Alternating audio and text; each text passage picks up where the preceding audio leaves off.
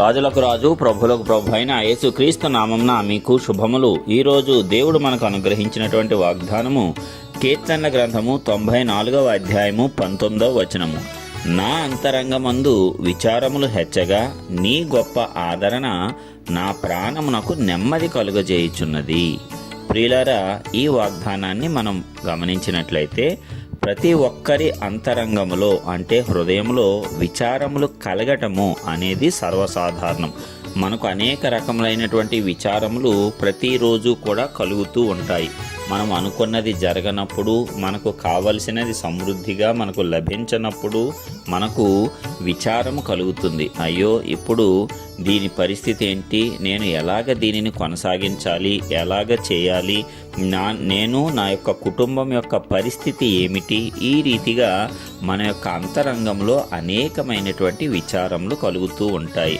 నాకు ఈ వ్యాధి వచ్చింది కదా, ఇప్పుడు ఎలాగా, నేను పని చేసుకోవటం ఎలాగా, నా పిల్లలను పోషించుకోవటం ఎట్లాగా, ఇలాంటివి అనేకములు మనకు ఆలోచనలు అంతరంగంలో వస్తూనే ఉంటాయి.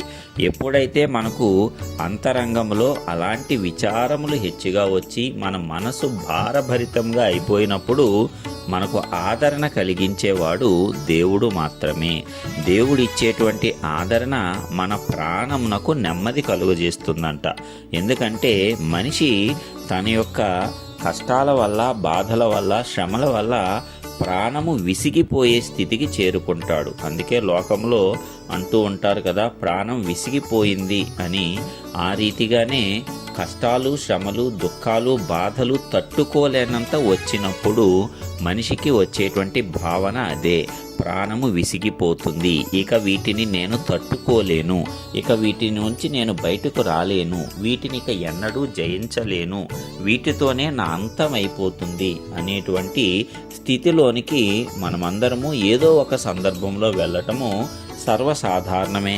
అయితే దేవుడు చెప్తున్నాడు కదా, ఎప్పుడైతే నీ అంతరంగంలో విచారములు హెచ్చుగా అయిపోతాయో, చాలా ఎక్కువగా నీ యొక్క హృదయం కృంగిపోతుందో, అప్పుడు నేను నిన్ను గొప్ప ఆదరణతో ఆదరిస్తాను. నేను నీ చేయి పట్టుకొని ఉన్నాను కాబట్టి నేను నిన్ను విడువను, ఎడబాయను అని దేవుడు మనకు వాగ్దానం చేస్తున్నాడు. ఎంత గొప్ప ధన్యత ప్రియులారా! దేవుడే మనకు సహాయకుడిగా ఉన్నాడు. దేవుడే మనకు ఆదరణ కలిగిస్తూ ఉన్నాడు. సాధారణంగా మనం చూసినట్లయితే మన యొక్క ఇంటిలో ఎవరో ఒకరు గనక కాలము చేసినట్లయితే, చనిపోయినట్లయితే మన బంధువులందరూ వస్తారు, ఆదరణ కలిగిస్తారు. వారు ఎన్ని దినములు ఉంటారు? మహా అయితే ఒక వారం రోజులు, ఒక 10 రోజులు, నెల రోజుల వరకు. ఆ దుఃఖం మనకు కొంతవరకే నివారణ అవుతుంది. వారు చెప్పేటువంటి ఆదరణ మాటలు వారు ఉన్నప్పుడు మనకు పనిచేస్తాయి. కానీ తర్వాత అందరూ గృహం విడిచి వెళ్ళాక తిరిగి నీవు ఒంటరి అయిపోయావు అనేటువంటి భావన మరలా నీకు భయాన్ని కలుగజేస్తుంది. కానీ అలాంటి స్థితిలో కూడా దేవుడు నీ చేయి విడవడు. నీ చుట్టూ బంధువులు ఉన్నా లేకపోయినా, నీ స్నేహితులు ఉన్నా లేకపోయినా, ఎల్లప్పుడూ నీ యొక్క స్థితిని గమనిస్తూ, పరిశీలిస్తూ నీ యొద్ద ఉండి నిన్ను చేయి పట్టి నడిపించటానికి ఆదరణకర్త తోడుగా ఉంటాడు.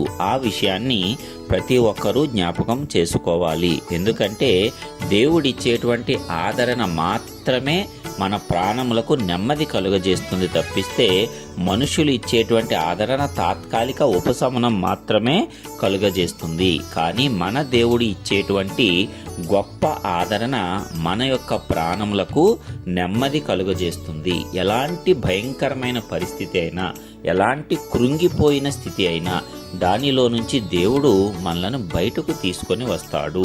ఆయన మన చేయి విడువడు, ఎడబాయడు. కాబట్టి మనము భయపడవలసినటువంటి అవసరము ఏమాత్రమూ లేదు. ప్రియులారా, ఇంత గొప్ప వాగ్దానాన్ని ఈ 7వ నెల మొదటి దినమున దేవుడు మనకు అనుగ్రహిస్తున్నాడు. కాబట్టి అద్భుతంగా ధైర్యం తెచ్చుకుందాం.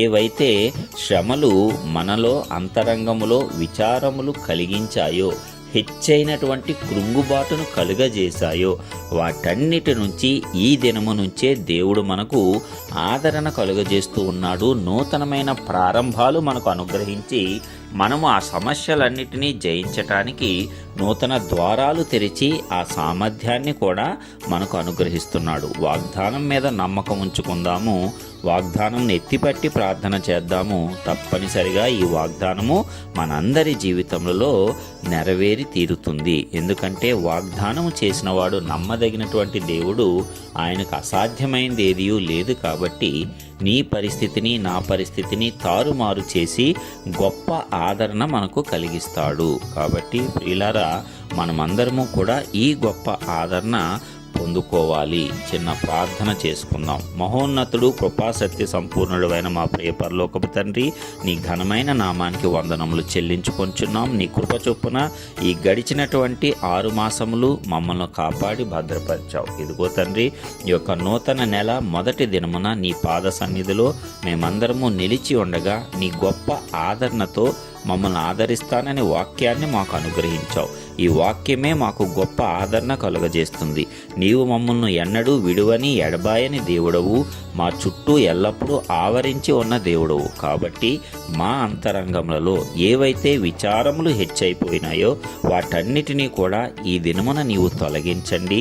నీ గొప్ప ఆదరణ మా అందరి ప్రాణములకు నెమ్మది కలుగజేయులాగున మా మీద కృమ్మరింపజేయండి, ఆశీర్వదించండి. ఎవరెవరికైతే ఏ అవసరాలు అక్కరతలు ఉన్నాయో వాటన్నిటినీ నీ నామమున అద్భుత రీతిగా మా జీవితాలలో అనుగ్రహించి మా ప్రాణములకు నెమ్మదితో పాటు శాంతిని, సమాధానమును కూడా అనుగ్రహించండి. దాని ద్వారా మహిమ, ఘనత, ప్రభావము నీకే చెల్లిస్తూ సమస్త జనుల ఎదుట నీ నామాన్ని ఘనపరుచుకొని నీ బిడ్డలందరినీ, ఈ వాక్యం వింటున్న ప్రతి ఒక్కరిని నీవు గొప్పగా ఆదరించి వారికి కావలసిన ప్రతి విధమైనటువంటి అవసరతలు అన్నిటినీ, అనగా భౌతిక మరియు ఆత్మీయ అవసరతలు అన్నిటినీ కూడా అద్భుత రీతిగా తీర్చి ఆశీర్వదించవలసిందిగా యేసయ్య నామమున ప్రార్థించుచున్నాము. ఆమేన్.